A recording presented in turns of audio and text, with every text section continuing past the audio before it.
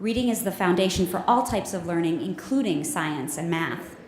But today, far too many kids aren't reading at grade level, putting at great risk their chances for graduating from high school and reaching their full potential, and leaving America without an educated workforce and the global leaders of tomorrow.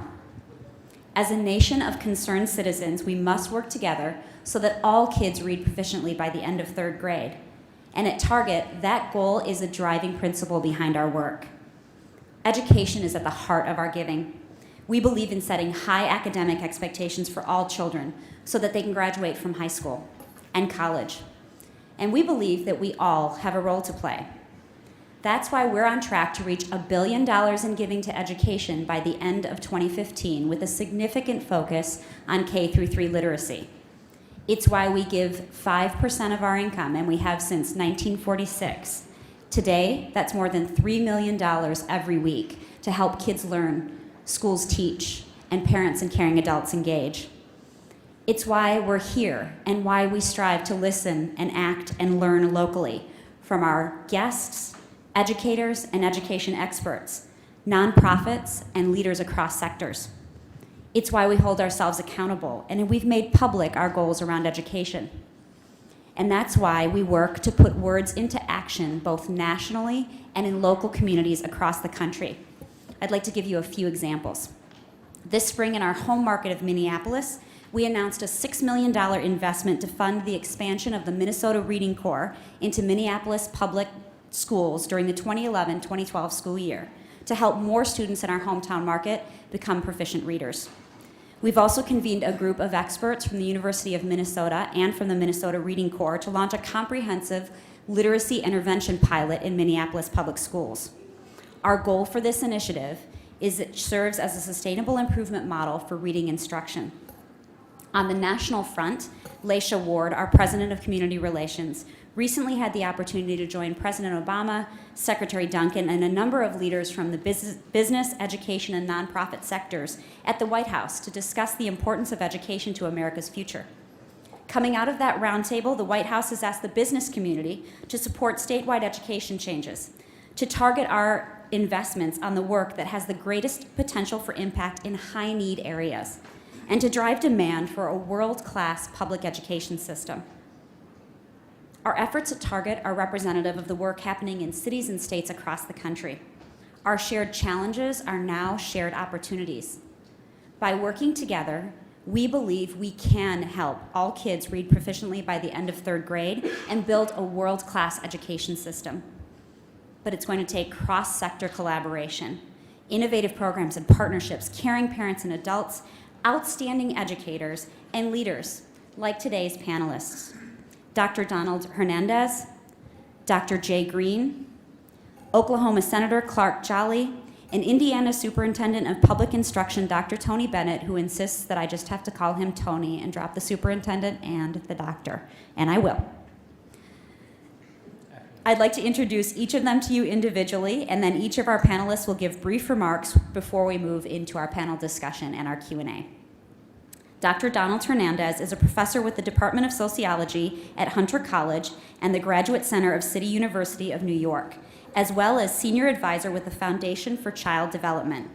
He is currently using the Foundation for Child Development's Child Well-Being Index to explore disparities in child well-being by race, ethnic, immigrant, and socioeconomic status. He's also conducting for the Annie E. Casey Foundation a study to create the first national estimates of high school graduation rates connected to reading proficiency in third grade, distinguished by family income and neighborhood circumstances. Please welcome Dr. Donald Hernandez.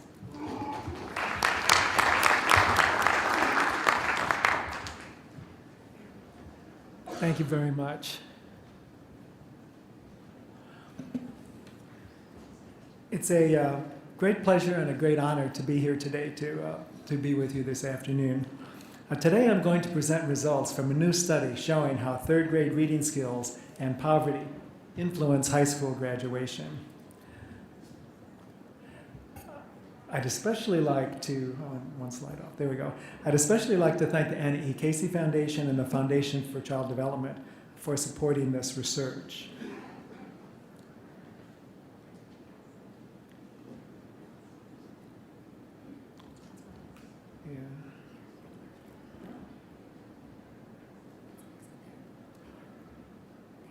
Thank you. Sorry for that brief interruption. I'll begin by discussing why it's important to focus on third grade reading skills. Then I'll highlight key features of my new study. Next, I'll present results. Finally, I'll present a brief overview of programs and policies that are especially relevant to solving the problems of poor third grade reading skills and failure to graduate from high school. Third grade reading skills became very important for a very practical reason with the No Child Left Behind Act of 2001. The NCLB asserted President Bush's unequivocal commitment to ensuring that every child can read by the end of third grade. Reflecting this strong commitment, the NCLB has from the very beginning required states to test reading skills for all students beginning in third grade and to report these results for children by poverty status and race ethnicity, as well as for English language learners and children with disabilities. More recently, in 2010, President Obama developed a blueprint for revising the Elementary and Secondary School Act. This blueprint calls for putting reading first by significantly increasing the federal investment in scientifically based early reading instruction. In addition, third grade is a pivotal point in the curricula of schools themselves. Third grade is the year when children are no longer learning to read, but instead they're learning to read. Did I say that backwards? Sorry. Yes, you know what I'm saying. They're no longer learning to read, they're reading to learn. In this context, the results which I present today are from the first ever study to calculate high school graduation rates for children with different reading skill levels and different poverty experiences. In order to classify children by reading skill level, we looked at results from the National Assessment of Educational Progress, or NAEP, which is also known as the nation's report card. NAEP found that in 2009, only 1/3 of fourth graders were proficient readers. That is, only 1/3 were reading at or above grade level. One would hope that most children would be reading at or above grade level. But it turns out that 2/3 of fourth graders, 67%, read below grade level. Among students who are not proficient readers, NAEP finds that 1/3 are reading at the basic level and 1/3 are reading below the basic level. Given these facts, we divided our sample into thirds, which we call high, medium, and low skill readers, reflecting the different skill levels in the NAEP results. We calculated high school graduation rates for these three groups from the 1979 National Longitudinal Survey of Youth, because this is the only nationally representative survey that has tested the reading skills of third graders and then followed these same children into young adulthood. In other words, this is the only national data set for which it is possible to calculate high school graduation rates separately for children who had different reading skill levels in third grade. Our results are calculated from a sample of almost 4,000 children who were born between 1979 and 1989, and whose mothers were 22 to 32 years old. The reading test used in the NLSY 79 is the Peabody Individual Achievement Test, or PIAT, specifically the reading recognition subtest, which is commonly used to assess reading skills of children in national surveys. The NLSY 79 conducts interviews every other year, so we had poverty data for each child for a total of 5 years. We classified children as never living in poverty or as living in poverty for at least one of those 5 years. Finally, we calculated rates of graduating from high school on time. That is, graduating from high school by age 19, but the data do not indicate whether or not they actually dropped out. Graduation rates vary enormously for children with different third grade reading skills. 1 in 6 children, 16%, who are not reading proficiently in third grade did not graduate from high school. This is 4 times the rate of 4% not graduating for children who are proficient readers. Among non-proficient readers, this rises from 9% for students with basic reading skills to 23% for students with below basic reading skills. Third grade reading matters.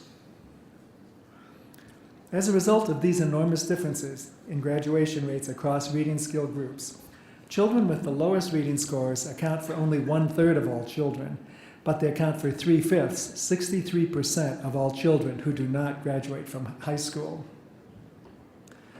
Children in poor families may arrive at school without the language and social skills they need for learning, and they tend to live in neighborhoods with low-performing schools. For these and other reasons, children with low third-grade reading skills and who live in poverty are in double jeopardy for not graduating from high school. Overall, the two bars at the left side of this slide show that 22% of children who have lived in poverty do not graduate from high school, compared to 6% who were never poor. As measured in our study, 38% of children lived in a poor family for at least 1 year. However, because of the high risk of not graduating from high school among children with poverty experience, poor children account for a large 70% of all children who did not graduate from high school. This is very high, but it's important to note that many non-poor children also do not graduate from high school. Never poor children account for 30% of all children who do not graduate from high school. This graph shows that Black and Hispanic children who are not reading proficiently are about twice as likely as similar white children to not graduate from high school. The three bars at the right side of this slide show the difference is 24 to 25% versus 13% for whites. Still, because a majority of children born in the US during the 1980s were white, a majority of all children who did not graduate in our study were whites at 56%, while 30% were Black and 14% were Hispanic. These findings point toward three arenas where public policies could improve third-grade reading and high school graduation. First, before third grade, to improve reading skills for the substantial majority of students who are not proficient readers. High-quality early education is a highly cost-effective investment for improving early education and later school success, particularly for students in low-income families and for Black and Hispanic children. Unfortunately, studies show that the effects of good pre-K programs can fade out. But research also shows that gains for students can be sustained if high-quality pre-K is linked and aligned with grades from kindergarten through grade 3 to create a common curriculum and standards for social and academic goals that span the years from pre-K through third grade. A recent study of an integrated pre-K to third approach implemented in Chicago found that educational outcomes leading to long-term societal returns. For every $1 invested in the first 4 to 6 years of school, including pre-K, there was a return on the investment of $8.24. That's a ratio of benefits to costs that exceeds 8 to 1, an enormous payoff for any investment.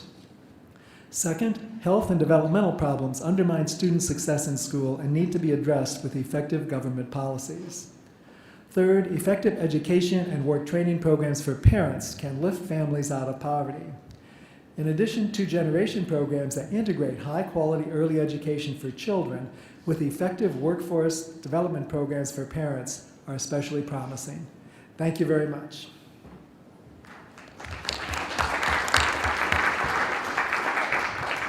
Thank you, Dr. Hernandez. Our next panelist is Dr. Jay Greene, Department Head and 21st Century Chair in Education Reform at the University of Arkansas. He conducts research and writes about education policy on topics such as school choice, social promotion, accountability, and special education.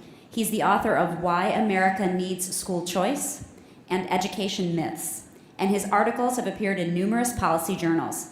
He received his BA in history from Tufts University and his PhD from the Government Department at Harvard University. He's here today to talk about the success Florida has had with their policy.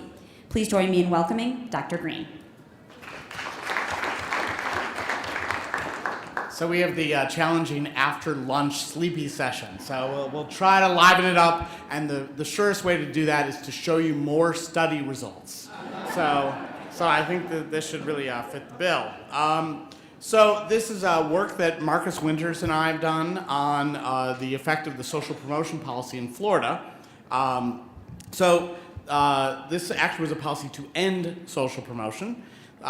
Social promotion, as most of you know, is the practice where even if students haven't mastered material that they were supposed to learn in a certain grade, we move them to the next grade because we think that having them repeat that grade or retaining them would be disruptive to them socially, personally, and affect them negatively academically.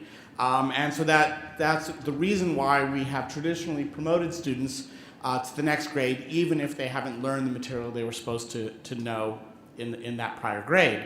But some people are beginning to wonder whether this is a good idea. In fact, we heard at our lunch talk, Sal Khan say, well, maybe this isn't such a good idea if students only know 80% of the material or 60% of the material, to have them move on to the next material, which requires knowing that prior material. That may be a recipe for future failure. Maybe we should make sure that we get mastery of that basic material before we move on. And I should let you know, however, that there's a lot of research out there in the past that says that retaining students is bad. It harms them and increases the rate of dropouts and has other negative effects on them. But I should also let you know that that research doesn't really tell you anything about test-based retention policies that you may be considering. That research is all based on subjective teacher-based retention. That is, teachers rarely and based on their judgment identified students who they really thought needed to repeat a grade. And the trouble with all the past research on this sort of thing is that the teachers had a lot of information about students that led them to want to retain one student but not all the others, right? And so all the past research attempted to compare promoted students to retained students, controlling for things that the researchers could observe. The trouble is, researchers can't observe very much. All we can observe are test scores, gender, race, age.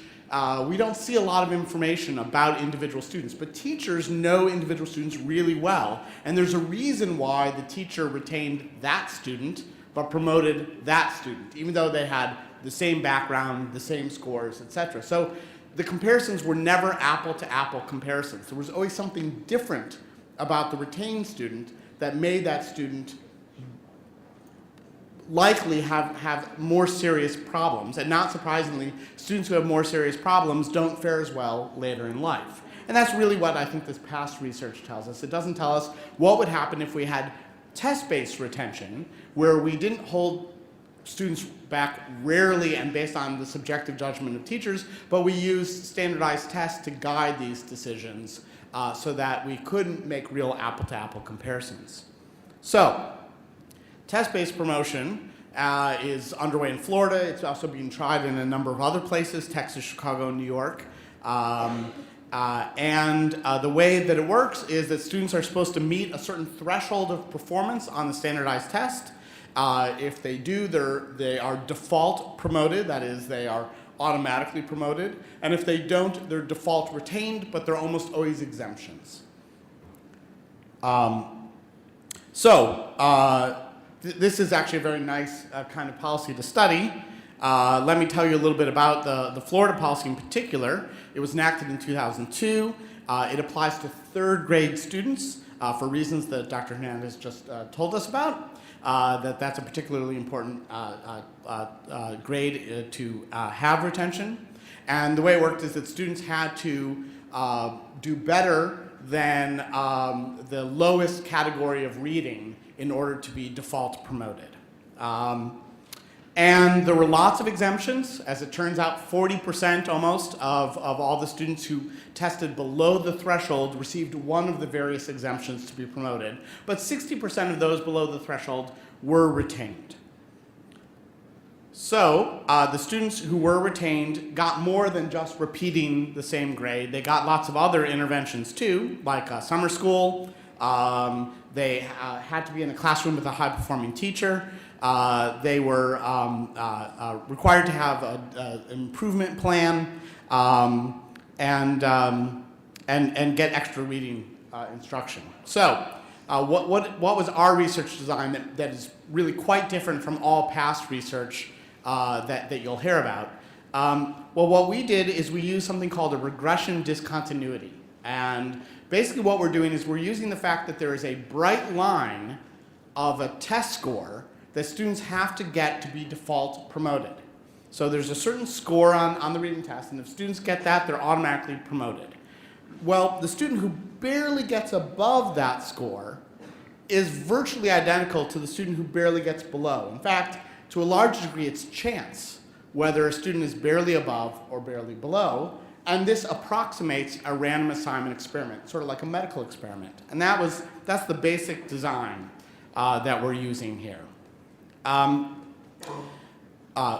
In addition, what we do is we compare how students are performing on their tests in the future when they are in the same grade. So we compare the promoted students when they're in 4th grade to the retained students when they're in 4th grade, and when they're both in 5th grade and 6th grade and 7th grade. Now, I presented last year at this meeting, if any of you were there, the results after 2 years. Now we have results after a longer period of time. And so that's the update that I'll be providing you with today. And these are the medium run effects. The long run effects would be high school graduation, college entrance, life outcomes, things like that. And the world hasn't spun enough for us to discover that, but we're working on inventing a time machine, and as soon as we have that solved, we'll be able to solve the research question and get you answers on really long-term effects sooner. So, and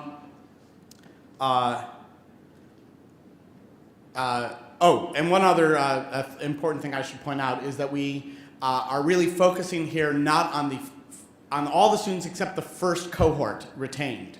The reason for that is that the first cohort that was retained, the very first students who were subject to this policy, had the promoted students had a change in peer composition of their class.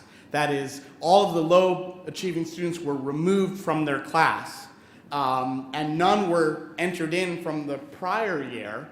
So they not only had so the promoted students had this extra advantage that's unusual of also having a change in the peers that they had in their class. This was not true of all subsequent cohorts, so we really focus on all cohorts beyond the first one. Okay, so here's the result in a pretty picture after 4th grade. And the purpose of my showing you these pictures is simply to point out that the two bell-shaped curves you see are not identical. That the retained group is the bluish group that is further to your right, and the promoted group is the reddish group that is further to your left. And so you can see that there's a difference between these two groups. When they both take the 4th grade test, the retained students are doing better on average than are the retained student in 4th grade. And what I want to show you with a series of pictures here is that this difference endures over time. So here they're different. When they're in 5th grade, it's different. When they're in 6th grade, it's still different. And when they're in 7th grade, it's different. Now, these differences it's a little bit hard to see from the picture, but I can tell you that the difference is bigger in 4th grade than in 7th grade. So there was this positive effect. It did shrink over time, but it doesn't disappear.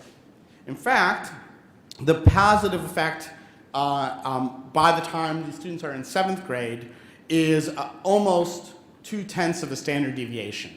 Now, that may not help you a lot because no one has any idea what a standard deviation is. Well, not everyone knows what a standard deviation is. So let me help put it in some context. Kind of the much of the research on the black-white achievement gap suggests that there's about a 1 standard deviation gap. And what we're talking about is something that's almost 1/5 as big as that. Okay, so I don't know if that helps put it in perspective how big of an effect we're talking about. And that's an effect that is endured over time. But in 4th grade, the effect actually is twice that big.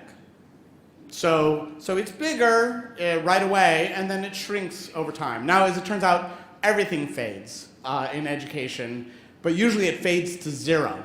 Here, we're quite pleased to see that it actually endures all the way through 7th grade. And the benefit exists for math as well as reading, which is interesting because all of the extra interventions, like getting extra minutes of reading time and an improvement plan for reading, all those interventions are focused on reading. Well, as it turns out, the benefit in math is about as big. which suggests that there is something important about simply repeating the grade. We also see benefits in other subjects, like science. We have a science test. We see that the retained students do better in science. And the improvement is not particular to the high stakes FCAT, but also when we look at nationally normed tests for which there are no stakes, we also see the same magnitude of improvement, which suggests that this is not just test manipulation. So these seem to be real improvements and enduring improvements, even though they do dissipate a little bit over time. So there are some things that we don't know. We don't know whether this will ultimately lead to differences in graduation rates, although I think we have reason to believe that if we're seeing academic benefits that endure, that they may well yield differences in graduation rate as well. We also are only observing here what are called participant effects. That is, we're only seeing the benefit of the students who were retained versus those who were promoted, but frankly, having this policy in place has an effect on the entire educational system, including in the K through second grade reading instruction. Everyone's scrambling in K through 2 to get reading performance up so that students don't have to be retained at all when they hit third grade. And in fact, when you look at the number of students or percentage of students retained, it drops precipitously after the first year of implementation. So that suggests that there's actually a system-wide improvement. And so the benefit of retention that we're seeing here is whatever benefit there is for those retained on top of the improvement that all students are receiving from the program. We also don't know about the cost effectiveness of this program. And I should let you know that the cost is non-trivial. It is an entire additional year of instruction, which nowadays is averaging about $12,000 per pupil. That is the extra cost per pupil of this, and we haven't done a cost-benefit analysis on this. However, if we were that concerned with the cost of an additional year of education, we would have a perfect solution, which is we should promote earlier dropouts, because then we would save a year of expenditure. So we have good reason to expect that the cost-benefit analysis will actually turn out to be quite positive, although we have not yet done it. So thank you very much for your time. Thank you, Dr. Greene. Senator Clark Jolly was elected to the Oklahoma Senate in 2004. He received a Bachelor of Music Education and a Bachelor of Arts in Political Science degrees from Oklahoma Baptist University before earning a Juris Doctor at the University of Oklahoma College of Law. A passionate advocate for the greater results for children, Senator Jolly has been the champion of many school reform efforts in the Sooner State. In the 2011 legislative session, he authored more bills to become law than any other legislator, including laws ending social promotion and focusing on early reading efforts, as well as giving schools letter grades. Please join me in a warm welcome for Senator Clark Jolly. I'm hoping this is on. If it isn't, I can go up to the big mic. First off, it's such an honor to be between these two education reform giants that I'm sitting in between, and really don't feel qualified to be sitting up here talking between them. But I've been asked to speak just for 5 to 7 minutes on the topics of why I carried the legislation in Oklahoma to end social promotion. What were the arguments against it? How did I deal with those arguments? And what I hope this will accomplish in Oklahoma law. There are several Oklahoma lawmakers who are here, and I want to thank them for being here, although I think the real reason they're here is to see if I can get all of that accomplished in the 5 to 7 minutes that I've been given to speak. But I'm going to try to do that. A couple of things about why we authored this legislation. My House author is here. Representative Sally Kern was my House author on the social promotion bill and helped greatly in getting this reform accomplished in Oklahoma. A couple of reasons why. Our latest information from our state higher regents showed that 43% of our first-time incoming freshmen are in need of remediation. Now, what scares the crud out of me on that one is that's based off of an ACT score that we project that out. that ACT score is about 2 points lower in Oklahoma than it is in other surrounding states. So if they're getting 43% remediation in Oklahoma colleges and universities, what would it be if they were going to Kansas or Arkansas or Missouri or Indiana or Texas universities? What kind of remediation rates would we have in our competitive area, in our competitive states? Our graduation rate. Our State Department of Education, which we've had one person in charge of that for 20 years, finally have a new person running the show there. We self-reported an 85% graduation rate. Education Week thought it was a little bit different. They put it at 71%. Regardless of those numbers, we had a problem with dropouts, and we do continue to have a problem with dropouts. If you take a look just at the dropouts from the class of 2008, 20 years after I graduated high school, the class of 2008 will cost Oklahoma $3.8 billion in lost lifetime earnings for those people. Next, I didn't want to reinvent the wheel. Florida has already done a fantastic job, and before Florida enacted these reforms, Oklahoma's scores were better than Florida's.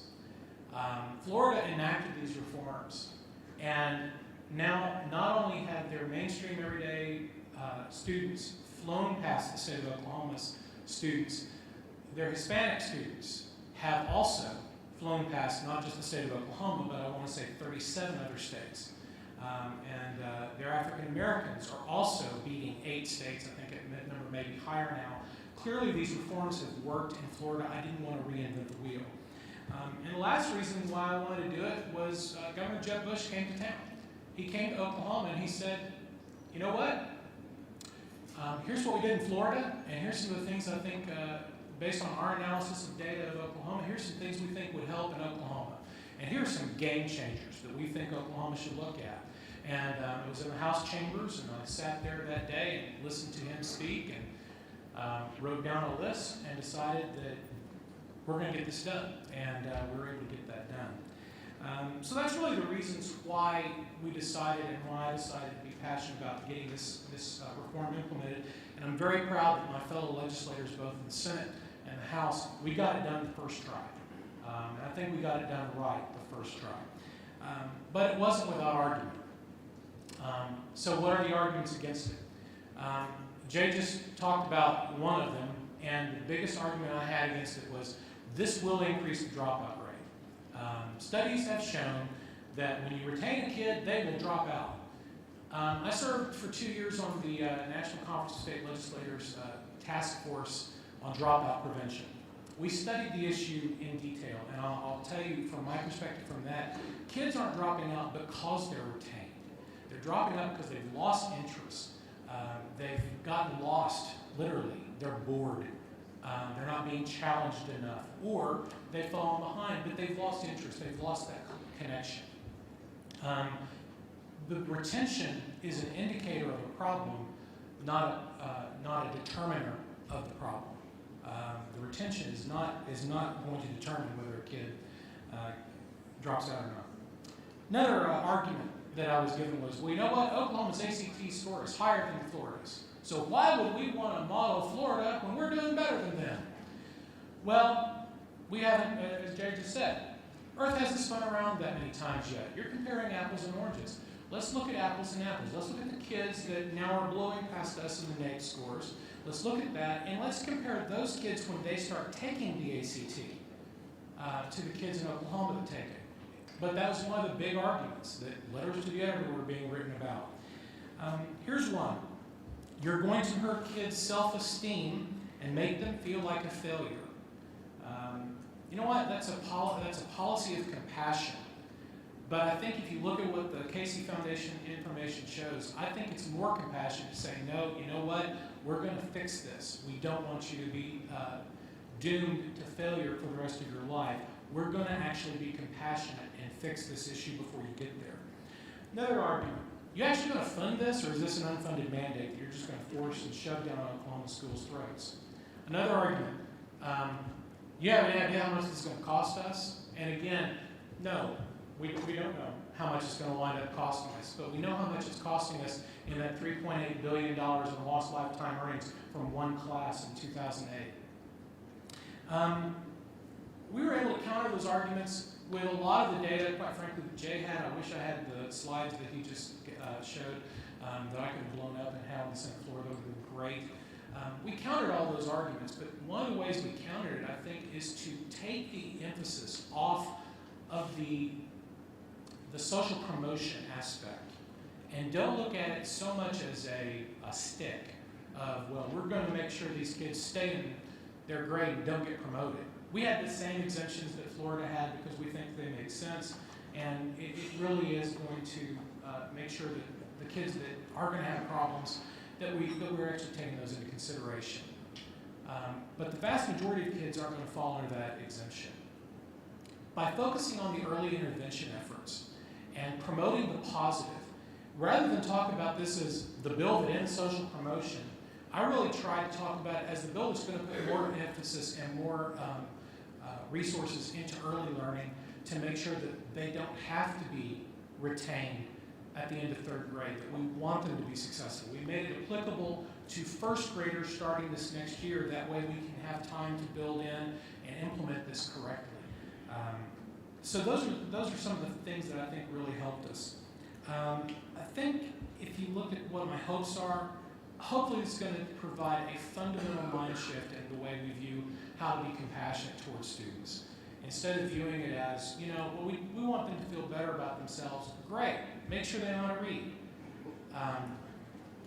Maybe we can get that as a fundamental shift. Maybe the emphasis is going to get more and more on reading. We're going to start seeing school administrators say, you know what, I need to spend more time on reading, and I need to use better diagnostic tools to make sure that my students are reading and that my teachers are better prepared to rehabilitate these students. Just a couple of closing thoughts. Again, promote the positives. Talk about this as really putting investment, not just financial, but in terms of just what you're going to focus on. That we're not going to focus on a bunch of fluff. We're going to focus in those early years on making sure these kids are reading. And we're going to engage parents in that because parents have a huge role to play in this. Expect a fight from former educators who are now politicians. You can expect a fight from those folks because that is who my fight was, at least on the Senate side. It was with former superintendents, former math teachers, former this. That's who my fight was with. And it was because of the statistics that they had been told in their colleges of education and in their era of, you retain a kid, you're dooming them to failure. Believe it or not, the unions may actually be actual surprising allies on this, because with this comes some dollars for remediation efforts. In many instances, teachers are going to be the ones who are going to apply to get those dollars for after-school tutoring and those types of things. The unions actually did not oppose me on this. They opposed me on a whole bunch of other stuff I've done. But on this one, they did not, and I was actually kind of surprised by that. Last thing, Governor Bush's staff here at the foundation, remarkable resource. Use them. They want to see you not only be successful in passing, but successful implementation, and use them as a resource. Again, thanks for the opportunity to come and visit with you guys today. Appreciate it. Thank you so much, Senator.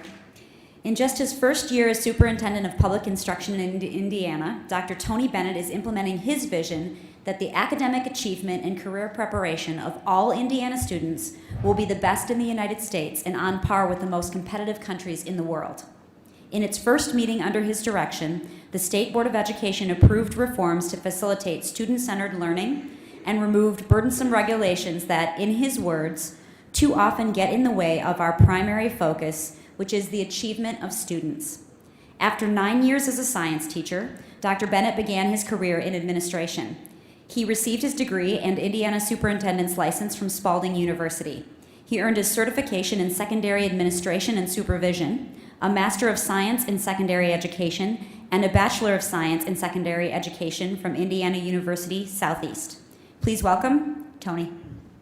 Thank you very much. Thanks for getting the name. I would like to maybe piggyback off a little bit about what Senator Jolly was talking about, because I don't think you can refute Dr. Hernandez and Dr. Greene's research. I mean, it's the beauty of having two people do that type of work in the field. So I'm not going to kind of reiterate any of that because, frankly, we use that. Jay came to Indiana and helped us pass this law, and we thank him for that. And Senator Jolly talked a lot about the framework around what, the reason for the policy. I want to talk about what I think is important about passing the policy, okay? Because I think this is where the rubber hits the road, and this is what you have to talk about. And the first thing I would say to you is a third grade reading initiative, and that's what we refer to it. We do not call it anti-social promotion. We don't call it a third grade retention policy. We call it our third grade reading initiative because it is not about failure, it's about success. Okay? But it is the first thing you do in education with children that, in my opinion, is a social justice decision. This is the very first policy you will set that says we are going to set every one of our children in every one of our schools on a path to academic success. And I think you have to remember that. This is 100% about social justice. Secondly, is Governor Bush talked yesterday, or was it today, about an intellectually honest conversation. There is nothing more intellectually honest than saying children should read on level. There is nothing more intellectually honest than that. And I would once again say to you that it is not just intellectually honest, it's also interpersonally honest. I even beyond political affiliations, Secretary Duncan has used a quote that I think should be on the tip of our tongues every time we talk about the requirement that third graders should be able to read on level, and that is we have to stop lying to our children. There is nothing more inhumane we do than to send a child to the next level who is not prepared for that work. So this is an intellectually honest policy. And the last thing I'm going to talk about very briefly, and then we can get to questions, I hope, is messaging matters. And I want to underline that 10 times. Okay, I am the superintendent of public instruction. People think I am the chief educator, and I'm supposed to be the guy that knows everything about education. That's why we bring Dr. Hernandez and Dr. Greene to Indiana. My job is to drive policy that is good for children in our state. And I want to talk a little bit about the messaging of this. And I think Senator Jolly hit a number of these things. And really the first thing I want to talk about is that first statement I made. This is not about retention. This is about success. And the one thing this policy will do operationally in schools, and we rarely talk about the operational aspect of this in schools, is this is an initiative that forces vertical articulation of your curriculum in first and second grades. Because our opponents believe this is slamming a gate shut at third grade. And this should be about the third grade teachers talking to the second grade teachers, talking to the first grade teachers, talking to the kindergarten teachers. So this is a very sound operational initiative because it addresses vertical articulation of our curriculum and scaffolding our instruction for children. The other thing I want to say is we are a state that is accused of being woefully behind in full-day kindergarten and universal preschool. We heard, how can you pass this? We don't mandate full-day kindergarten. We heard, how could you pass this if we don't have universal preschool? The first piece of data I used when I was really feeling very positive was, if you look at the history of Florida's policy, they've had full-day kindergarten, and they've had preschool policy, but do you know when their achievement improved? When they put accountability on third grade reading. So you can have the universal preschool and the full day kindergarten, but if you don't have an accountability standard, who takes it seriously? And then when I wasn't in a nice mood, I would ask so are we paying for babysitting the first 3 years and we got to pay extra to get reading? Okay? And that's a very harsh statement, but this issue matters as much, if not more than anything we do, and we should focus our efforts around that. Senator Jolly talked about retention being bad. I'm not going to go through that other than to say, I'll agree with that. I would say, hey, no one got their kicks out of saying we were going to mandate retention of children. Nobody liked that. But we are not mandating what we have historically done, which is just another year with happiness. Our intent is not to send the child back to the same setting that didn't serve the child the first time and expect a new result. It's bad for kids. And I always ask, so explain to me that I always ask for data, and this is another one of those issues where they will say, show us the research, show us the research. And the answer very simply as you message this is, show us the research that we are catching children up as we put them through our system. That is a very important question for you to spin back to your opponents. Show us that you can prove to us that when you pass a child on to 4th grade who can't read, that we catch them up. And generally the conversation will stop. The issue, and this is a huge issue, folks, if you want allies in this, go to your middle school and high school teachers and principals. Go to your middle school and high school teachers and principals. Because as we have been engaged in this issue of school turnaround this year, we had to take over some schools that have been chronically underperforming. And what we heard in our public hearings is, how do you expect us to succeed with children who come to us who can't read at level? So we said, so you support what we did with 3rd grade reading. Oh yeah, that's a good idea. So I always say part of this is divide and conquer. Make those who oppose this speak to each other. The cost, I am a very different person about this. I really don't care what the cost is out here. I do not believe, as a person who's run a school and run a district, that there is a cost to this. I mean, let's just put this in the most simple terms. If you have to retain 20 children and have another 3rd grade class, let's just be a little intuitive here. Shouldn't that mean that you only need one less 4th grade class? So, again, we can't fall prey to that. The last thing I will say is simply this. Don't blink. Don't blink. This is an issue that is so important that the inclination will be to negotiate this back, and you just have to not blink. And then I'll wrap up, and I said I was going to close, but I'll wrap up with this. My honest opinion, and we talk about this all the time, I don't think we've gone far enough. We heard about math, and we hear about fractions, decimals being the cornerstone to algebra. I'm of the mind maybe we should have an anti-social promotion 6th grade policy in mathematics. So, again, I'm not sure we've gone far enough with this, but ladies and gentlemen, let me tell you, this is a difficult discussion. It does feel, as Senator said, sometimes it feels harsh, but I think we have to go back to the fact that we owe it to our children to put them on a trajectory of success, and that's what this policy is about. Thank you very much, Tony. So I know I have a list of questions, but in the interest of time and not to be selfish, I would love to open it up for your Q&A. So if you want to line up by the microphone, and I think everyone's going to be able to hear the question, so I won't repeat again in the interest of time. Representative Dennis Ross from New Mexico.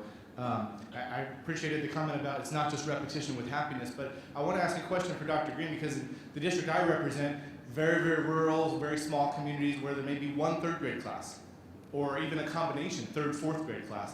If a student repeats, in your research, have you shown that the outperforming of the retained students over the promoted students happens when students are repeating in the same exact teacher's classroom? What's the effect there?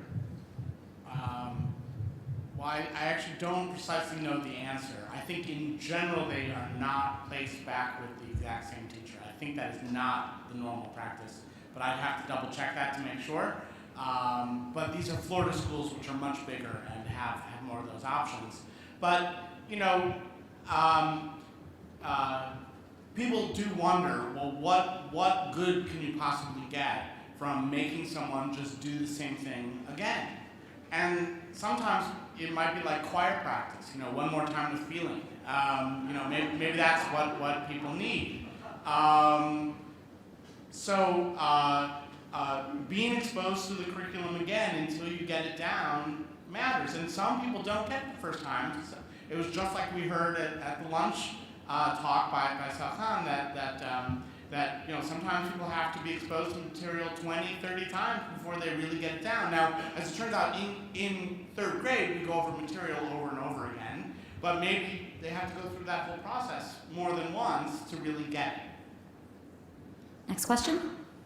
Hi, one for Dr. Greene, one for Dr. Bennett. Dr. Greene, I was really interested in seeing the statistics with the students and how they continued up through the 7th grade. And I wondered if there was any thought of going back with those students and surveying them, because you're right, all the teachers come back and say they don't feel good about it. I would imagine they're feeling great about the fact that they're on top of their classes now.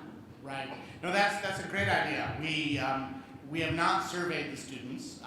That is something that could be done. It would take a lot of resources. I mean, the research that I've shown you, I mean, I didn't acknowledge any funders for that research because we didn't receive any funding for that. We just did it, and it's relatively cheap to do that analysis because we're just using test scores that the public already possesses.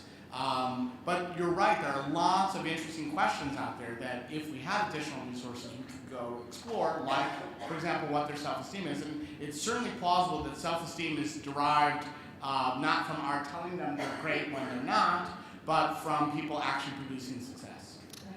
And Dr. Bennett, I really liked what you were talking about. It was sort of, I'm reading Moneyball. It made me think that you were reading Money Diploma or something. But my thought was, you know, there's a lot about holding kids back. My daughter was double promoted last year. And I would love to see some policies on, you know, looking at kids who are ready to be double promoted so that maybe they continue those gains moving forward at a quicker pace as well. Well, thank you for saying that. And you know, first of all, in the spirit of disclosure, personal disclosure, I have a set of triplets that are 25 years old, and we held them back because they weren't ready. So this is nothing I haven't done to my own kids. And you know, they've all turned out pretty well. But the other issue goes back to this issue of competency-based instruction. You know, this is about, when you talk about double promotion, we passed one of our bills this year that allows students who graduate from high school and can graduate from high school after 11th grade, we give them a portion of their state tuition support to use in post-secondary education. Because again, I think we have to set up policies that really take the barriers and the constraints about school year, seat time, you know, you've heard it all. I mean, I'm not going to repeat it. But those are all things that affect this. Because in many ways, we could get rid of the stigma if we had a competency-based situation. Great, next question. Hi, my name is Larry Sand. First of all, I'd just like to acknowledge something, Dr. Bennett. You talked about middle school. I was a middle school teacher. I taught for 28 years and 15 in middle school. And yes, when you get a kid in 8th grade who can't read or who can barely read, why? Yeah, it's terrible. How much can you really do then? Anyway, my question though to anybody who cares to answer, something you haven't brought up is the motivational factor of not having social promotion. I know in 8th grade, if you tell a kid, you know, a lot of kids don't care by that point, they're just waiting for the end of the day and waiting to get out of school. If you say, you're not going to go to high school with your friends, you're going to be the oldest kid in the school, if you don't start doing your homework, studying, getting better grades, that kid probably, I mean, if there's any smarts there, that kid will take care of business. If that kid knows there's no social promotion, that's what he's going to do. So have any of you studied, have any of you had a relationship with the motivational factor on moving to the next grade? On a completely different thing that we did in Oklahoma a few years ago, we tied getting a driver's license to passage of an 8th grade reading test. It's amazing how much improvement we saw in the 8th grade reading test scores when we said, yeah, if you're gonna be driving a car, you got to be able to read at 8th grade level. Amazingly, that number skyrocketed. I don't know that we have the same thing when you look at it from a 3rd grade level. I know we've talked about also trying to put motivations in on math for driver's license, but from a 3rd grade level, I'm hoping that the legislation we did will motivate parents. Because, I mean, you got to motivate the parents on this, because you don't want to, from a teacher standpoint, I've got a music ed degree, so I taught both high school as well as elementary. Man, you want to really get the parents engaged with those little kids. From my standpoint, that's who you want to And you know, that is such a great point, and I would hope that that's something, because one of our biggest issues in education that we all get, it's the great applause line of the unions when we go out and talk to them, is what are you doing to hold parents accountable? What are you doing to hold students accountable? This is accountability. And you know what? I don't know very many parents that would walk out on their front porch and say, hey, guess what? My kid got held back today. This is an issue that should promote parental engagement, should promote parental involvement if administered properly. So it really is one of those things that I don't think we have looked at all of the kind of the ancillary benefits as well. Thank you. Next. Colin Hitt from the Illinois Policy Institute. We're going to be pursuing this as a statewide initiative in Illinois in the upcoming year, in future years. But Jay mentioned that Chicago tried this already. In fact, they moved away from it already. And I think it gets to a question that, especially you guys in the states that are implementing this now, it comes down to the question of what test you use. Just about everybody in the country is going to be moving away from the tests they use now to new tests. In Illinois, we're going to be moving to a test being essentially developed in Florida. What test are you going to use?